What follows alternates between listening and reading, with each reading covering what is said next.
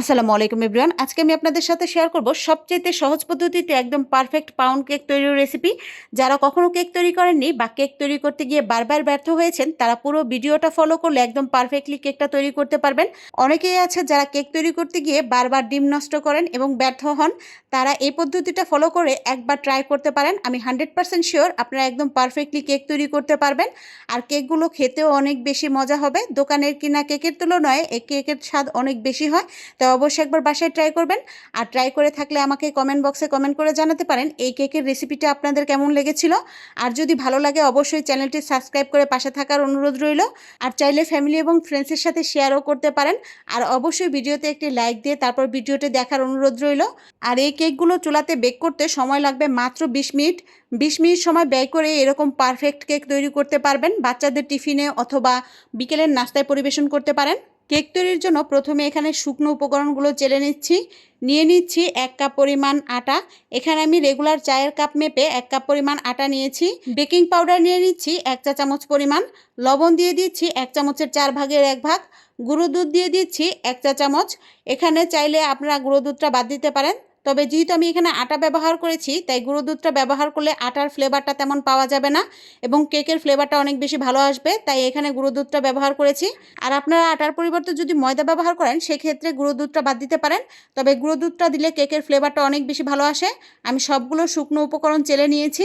এখন নিয়ে নিচ্ছি রুম টেম্পারেচারে থাকা 2টা ডিম। ডিমটা অবশ্যই রুম টেম্পারেচারের ডিম ব্যবহার করবেন। আর যদি ফ্রিজে থাকে তাহলে আধা ঘন্টা আগে বের করে রাখবেন। দিয়ে দিচ্ছি চিনি। এখানে আমি 1/2 কাপ পরিমাণ চিনি ব্যবহার করেছি। ময়দা অথবা আটা যে পরিমাণ নেবেন তার অর্ধেক পরিমাণ চিনি ব্যবহার করবেন। আর কেউ যদি মিষ্টি বেশি খেতে পছন্দ করেন, সেক্ষেত্রে চিনির পরিমাণটা একটু বাড়িয়ে দিতে পারেন। এখন চিনি এবং ডিমের মিশ্রণটাকে খুব ভালো করে একটা হ্যান্ড উইক্স দিয়ে মিশিয়ে নিচ্ছি। আর আপনাদের ঘরে যদি ইলেকট্রিক বিটার থাকে, সেক্ষেত্রে ইলেকট্রিক বিটার দিয়ে খুব ভালো করে বিট করে নিতে পারেন। যেহেতু অনেকের ঘরে ইলেকট্রিক বিটার থাকে না, তারা চাইলে হ্যান্ড উইক্স অথবা কাঁটা চামচ দিয়ে খুব ভালো করে চিনি এবং ডিমটাকে মিশিয়ে নিতে পারেন। এইরকম একটা ফোমি স্ট্রাকচারে আসা পর্যন্ত খুব ভালো করে ডিম এবং চিনিটাকে মিশিয়ে নেবেন। আর এটা মিশাতে সময় লাগতে পারে প্রায় 5 থেকে 6 মিনিটের মতো। তেল দিয়ে দিচ্ছি 1/2 কাপ পরিমাণ। প্রত্যেকটা উপকরণের মেজারমেন্ট যদি ঠিক রাখেন, সেক্ষেত্রে আপনাদের কেকটাও একদম পারফেক্ট হবে। আর একই কাপ দিয়ে ময়দা, চিনি এবং তেলটাকে মেপে নেবেন। তাহলে দেখবেন মেজারমেন্টগুলো ঠিক থাকবে এবং কেকটা একদম পারফেক্টলি তৈরি করতে পারবেন। এখন তেলটাকেও খুব ভালো করে মিশিয়ে নিচ্ছি। তেলটা ব্যবহার করার পর আরও প্রায় 2 মিনিটের মতো হ্যান্ড উইক্স দিয়ে মিশিয়ে নেবেন। এখন আগে থেকে চেলে রাখা শুকনো উপকরণগুলো আরেকবার চেলে নিচ্ছি। এইভাবে 2বার চেলে নিলে হয় কি, কেকটা অনেক বেশি সফট হয় এবং কোনো রকম লাম্পস থাকে না। তাই চেষ্টা করবেন 2 থেকে 3বার চেলে তারপর ময়দাটাকে ব্যবহার করতে। ময়দা বা আটা যেটাই ব্যবহার করেন না কেন, একটু ভালো করে চেলে নেওয়ার চেষ্টা করবেন। আর ছাঁকনিতে যে অবশিষ্ট গুঁড়োগুলো থাকে সেগুলো ফেলে দিবেন। এখন খুব ভালো করে মিশিয়ে নিচ্ছি। এই কাজটা চাইলে আপনার হাতে সাহায্য করতে পারেন, কারণ এই কেকটা তৈরি করতে ফোমি স্ট্রাকচার নষ্ট হওয়ার কোনো রিস্ক থাকে না। তাই যে কেউ যে কোনোভাবে এটা খুব ভালো করে মিশিয়ে নিতে পারেন। আমি হ্যান্ড উইক্সের সাহায্যে খুব ভালো করে মিশিয়ে নিচ্ছি। স্পঞ্জ কেক যেমন সাবধানতার সাথে মিশাতে হয়, এই কেকটা তেমন কোনো সাবধানতা অবলম্বন করতে হয় না। আপনি হাত দিয়ে, চামচ দিয়ে অথবা এরকম হ্যান্ড উইক্স দিয়ে খুব ভালো করে মিশিয়ে নিলেই হবে। আর ব্যাটারের ঘনত্বটাও দেখিয়ে দিচ্ছি। নিশ্চয়ই দেখে বুঝতে পারছেন ব্যাটারটা ঠিক কেমন ঘন হবে। এখন দিয়ে দিচ্ছি 1 চা চামচ পরিমাণ ঘি। যেহেতু এখানে আমি কোনো ফ্লেভার ব্যবহার করব না, তাই আমি এখানে 1 চামচ ঘি ব্যবহার করেছি। আপনারা চাইলে এখানে ভ্যানিলা এসেন্স বা অন্য যে কোনো এসেন্স ব্যবহার করতে পারেন।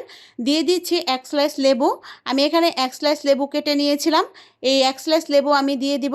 এই লেবুটা দিলে দেখবেন একদম পারফেক্টলিভাবে কেকটা বেক করতে পারবেন এবং পরবর্তীতে চুপসে যাওয়ার কোনো রিস্ক থাকবে না। অনেক সময় দেখা যায় যে বেক করার সময় কেকটা ফুললেও পরবর্তীতে চুপসে যায়। এই লেবুটা ব্যবহার করলে এই রিস্কটা আর থাকবে না। আর লেবুর পরিবর্তে চাইলে আপনারা এখানে ভিনেগার ব্যবহার করতে পারেন। যেহেতু হোয়াইট ভিনেগারটা সবার ঘরে অ্যাভেলেবেল থাকে না, কিন্তু লেবুটা সবার ঘরেই অ্যাভেলেবেল থাকে, তাই আমি এখানে লেবুটা ব্যবহার করেছি। লেবু অথবা ভিনেগার দুইটার একটা ব্যবহার করলেই হবে। আবারও আমি একটু ব্যাটারের ঘনত্বটা দেখিয়ে দিচ্ছি। ঠিক এই রকম কনসিস্টেন্সিতে থাকলেই হবে।